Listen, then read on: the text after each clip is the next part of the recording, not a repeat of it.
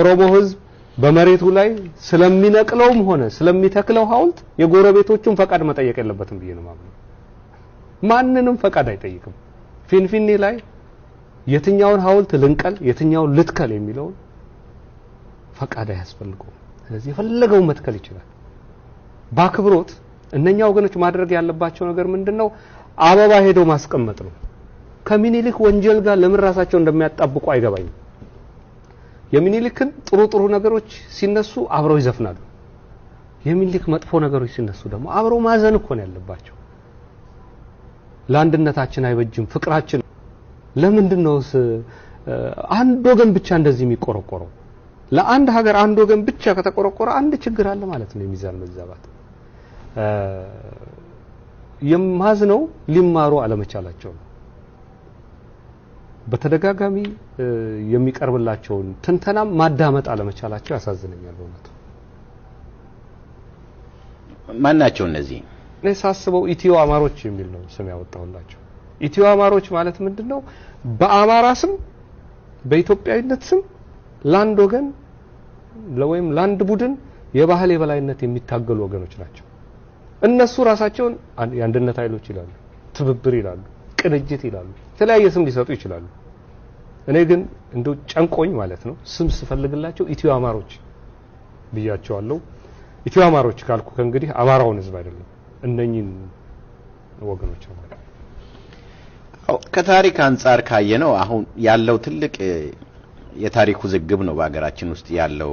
ሽኩቻውንም እየፈጠረ ያለው ከኦሮሞውና ከሌላውም ወገን ጋር እየፈጠረ ያለው። አንዳንዱ ወገን ትናንትና የነበረ ታሪክ አይነሳ፣ አንዳንዱ ማጠቀደም እንዳልከው ውሸት ነው፣ ይሄ ያልነበረ ነገር ነው የሚል ነገር ይነሳል። ግን በተለያዩ የታሪክ መጽሐፍት ተጽፎ የተቀመጡ ነገሮች አሉ። እነዛ ወደንም ጠላንም የታሪካችን አካል ነው። የጋራ ሀገር አለን ብለን የምንል ከሆነ እንኳን የዛ ሀገር የዛ የጋራ ታሪካችን ነው። ያንን ነገር አንስተን ከነበረው ጥፋቶቻችን ወይ አባቶቻችን ከፈጸሙ ስህተት የሄኛው ትውልድ ወይም መጪው ትውልድ እየተማረ ስህተቶቹን እያረመ ቢሄድ ምንም አይደለም፣ ታሪኩ መነሳት አለበት የሚሉ ወገኖች አሉ። ሌሎቹ ደግሞ ነው መነሳት የለበትም፣ እሱን እዛ ረስተን አሁን ባለው ላይ ነው መገንባት ያለብን የሚል ነገር አለ። ምንድነው ያንተ አቋም በዛ ላይ? በመሰረቱ ያለፈው ታሪክ አመለካከት ተሸካሚ እስካለ ድረስ ታሪክ አልፏል ልንል አንችልም። አሉ ሰዎቹ ሞተዋል። የሰዎቹ አመለካከት ተሸካሚዎች ግን አሁን አሉ። ስለዚህ ወራሾቹ ያመለካከት እኛ የልጅ የደም ስጋ ምናምን አይደለም። ያመለካከቱ ወራሾች እስካሉ ድረስ አመለካከቱ ስርዓቱ አለ።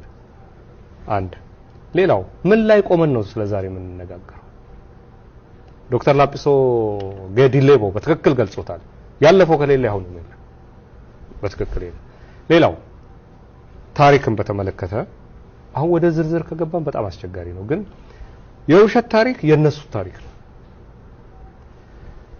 እነሱ ገዳ የሚባል ስርዓት እንደነበረ መነሳት አይፈልጉም። ዋቀፈና ጥንቆላ እንደሆነ ይነግሩናል። ኦሮሚያ ከባህር ውስጥ ወጥቶ ወይም ከሌላ ከማዳጋስካር መጥቶ የሰፈረ ነው ይሉናል። እንደውም አፈላማ ዶክተር ጌታቸው ኃይሌ እዚህ ሚኒሶታ ነው ያሉት። ምን ይላሉ? አፈላማ ከብቶቻቸው አፈላማ አስከፍለን አለማበራራችን ጥሩ ሰዎች ሆነን ነው አሉ። ከብቶቻቸውን እየነዱ መተው አሉ ቤተክርስቲያኑን አረከሱት አሉ። እንደዚህ እያሉ የሚሳደቡ ህዝብን የሚሳደቡ ሰዎች ቁጭ አድርገው ስለ ታሪክ ይነግሩናል። እንግዲህ ያው እንደዚህ ያለ ንግግር ከተጀመረ አላለው ነው ደግሞ ጥሩ የሁላችንም ታሪክ እናንሳ። እነሱ የሚሉት ይሄ ነው። እኛ ደግሞ ምን እንላለን? ቀዳማዊ ሚኒሊክ የሚባል ሰው አልነበረም፣ ተረት ነው። የሰለሞናዊውን አገዛዝ ስርዓት ተረት ጽፎ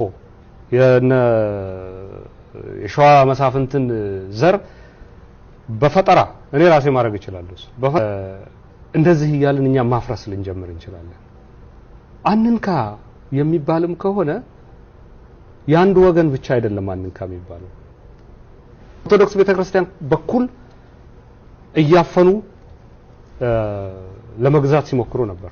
ባለፈው ምንድነው ያደረጉት? አምቦ ላይ እንኳን ለጥምቀት በዓል አደረሳችሁ የሚል በቁቤ ተጽፎ ሰው እያከበረ ነበር። አዲሱ መጽሐፍ ላይ ያለ እዚህ መጽሐፍ ላይ እያከበሩ ነበር ኦርቶዶክስ ኦሮሞዎች። የሚካኤል ታቦት ወደ ቤተክርስቲያን እየገባ ያለ ቆመ። ምን ነው ሲባል ይሄን የሰይጣን ቋንቋ ካላነሳችሁ ታቦቱ አልገባም ብላለች። በዚህ አይነት መንገድ እያሸማቀቁ ህዝቦች ቋንቋቸውን፣ ባህላቸውን፣ ትውፊታቸውን እንዳይጠቀሙ እያሸማቀቁ የራሳቸውን ባህል ለማልበስ ነው የሚጥሩት። አሁን አይሰራም። በአንድ ወቅት ሰርቶ ነበረ። አሁን ጊዜው አልፎበታል። ያ ዘመን አልፏል እና እነኛ ወገኖች ያው እስከ መጨረሻ ይሞክራሉ። በዚህ አጋጣሚ የምነግራቸው ግን ያ ዘመን አልፏል። መጪው ዘመን ሁሉም ህዝቦች እኩል የሚሆኑባት አፍሪካ ቀንድ ወይም ኢትዮጵያ መመስረት ነው የሚያዋጣው።